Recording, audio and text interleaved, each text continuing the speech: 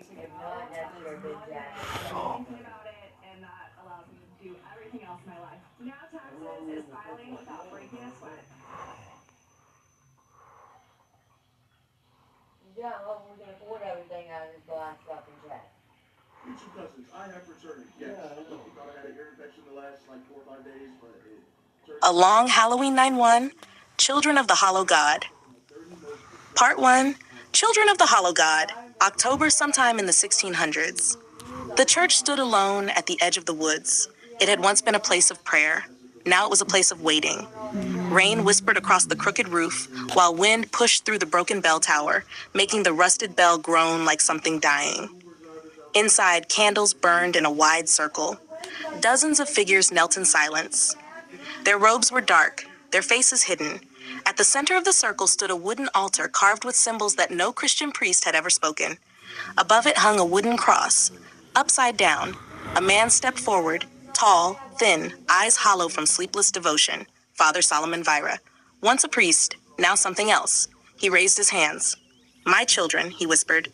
The cult lifted their heads. "The world above us is blind." Thunder rolled outside. "But tonight," Solomon continued, "the veil between worlds thins. Tonight we speak to the one who waits beneath creation itself." The cult members began whispering together, a prayer not meant for heaven. Solomon placed a dagger on the altar. "This land is sick with silence," he said. "The hollow God will awaken it." A young woman stepped forward, trembling. "Father, are we truly ready?" Solomon smiled, a smile that had no warmth. "We have waited years for this night." He lifted the dagger. "Malzareth hears us." The candles flickered violently. The air grew heavy. The cult began chanting in a low, rhythmic hum, a language older than the church itself.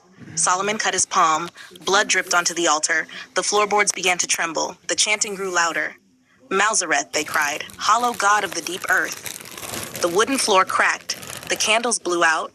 Darkness swallowed the room. Then, a sound. Something massive moving beneath the church. Wood splintered. The ground burst open. And from the shattered floor, a massive blackened hand clawed its way upward. Clawed fingers like burnt bone. Something beneath the church was coming through. Screams filled the room, and the demon's hand grabbed the altar. Cut to black. Part 2. The Mothman's Light. Halloween night, 1880. The church still stood, barely. Windows shattered, walls rotting. The bell tower had collapsed years ago. No one went near it anymore. Everyone in town knew the story. The devil had once touched that ground, but children didn't always listen. 12-year-old Eli Carter ran through the forest laughing. "Wait up," he shouted. His friends' lanterns bobbed ahead of him, or at least he thought they did. Then he tripped. Hard. By the time he stood again, the lights were gone. The forest was silent. "Guys?" Eli called. No answer. Wind rustled dead leaves. He turned in circles. "Guys?" Then he saw it. A soft golden light floating between the trees. "Hey!" Eli yelled in relief. He ran toward it. "Wait for me!" The light drifted deeper into the woods, slow, inviting. Eli followed. Branches scratched his arms as he pushed through the dark forest. "Hold on," he shouted. The light stopped, hovering in a clearing. Eli stepped forward and froze. The light wasn't a lantern. It was two glowing red eyes. Something unfolded in the darkness. Huge wings spread wide. The creature stepped into the moonlight. Tall, black, feathered. Its wings stretched wider than the trees themselves. The Mothman. Eli couldn't breathe. The creature tilted its head, studying him. Then its mouth opened impossibly wide. Eli screamed. Too late. The creature lunged and swallowed him whole. The woods returned to silence. The red eyes slowly blinked, then vanished into the night sky. Now part 3, 1,000 Last Moments, Halloween night, 1995. The house was quiet, too quiet. 17-year-old Rebecca Hale sat on the edge of her bed, staring at the floor. The police tape outside still fluttered in the wind. Her mother had died 2 weeks ago. Suicide. Everyone kept saying they were sorry. None of it helped. Rebecca rubbed her eyes. "I just want to sleep," she whispered. Then, click. A sound downstairs. Rebecca frowned. Her father wasn't home yet. She walked down the stairs slowly. The living room light flickered, and someone stood there. Rebecca froze. "Mom?" Her mother stood in the center of the room, exactly as she remembered. Same dress, same tired smile. Rebecca's breath shook. "You're not real." Her mother lifted a pistol. Rebecca's heart stopped. "Mom?" Her mother placed the gun against her temple. Rebecca screamed. Bang! Blood sprayed across the wall. Rebecca collapsed backward. No, no, no, no. But then her mother stood again, alive. Holding the gun, Rebecca stared in horror. Mom, stop. Bang! Again, and again, and again. Each time the body fell. Each time it reset. Rebecca screamed until her throat burned. Then something worse happened. Her father walked in, her sister behind him. They didn't look at Rebecca. They walked to the center of the room. Her father picked up the gun. Dad, please. Bang.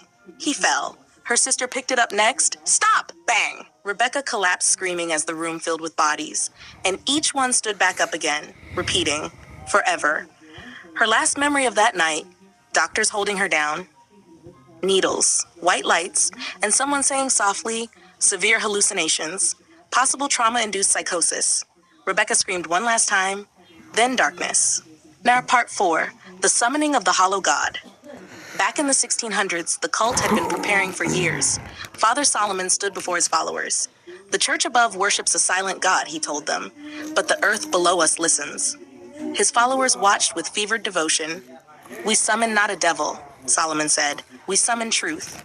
He raised the dagger. Tonight the hollow God awakens. The cult knelt. Chanting began. Blood spilled onto the altar, and the floor began to crack, exactly as it would later, the moment history broke. Part 5, the devil within me. The demon rose. Its full body never emerged. It didn't need to. Black smoke poured from the cracked floor. It flowed toward Father Solomon. The cult screamed in worship. Take me! Solomon whispered. The smoke rushed into his mouth, into his eyes, into his lungs. His body convulsed violently. Bones cracked. Then, silence. Solomon stood still. When he looked up, his eyes burned like coals. I am Malzareth. Outside, torches approached. Voices shouted. Sheriff's men. The doors exploded open. Armed townsfolk and early police rushed inside. Drop your weapons. Cultists panicked. Someone fired a musket, then chaos erupted. Gunshots, screaming, cult members falling one by one, blood splattering across the altar. Solomon stood unmoving as bullets tore through his body. One struck his chest, another his throat. Still he smiled. Malzareth raised Solomon's hand. The church shook. This town is mine, the demon roared through him. A wave of black energy burst outward. Every lantern shattered. The windows blew out. Then a final bullet struck Solomon's heart. His body collapsed. The demon screamed in fury as the vessel died. The cult lay dead around him. The church burned. Halloween night ended in blood. Part 5, Epilogue, Solomon. The church ruins smoldered in the morning fog. Days later, Father Solomon Weyer woke up, alone, buried beneath ash and rubble. He crawled free slowly. His body should have been dead, but it wasn't. He staggered into the forest. Eventually he found an abandoned cabin. Inside, a cracked mirror hung on the wall. Solomon looked into it and screamed. His skin was rotting. Black veins crawled beneath the flesh.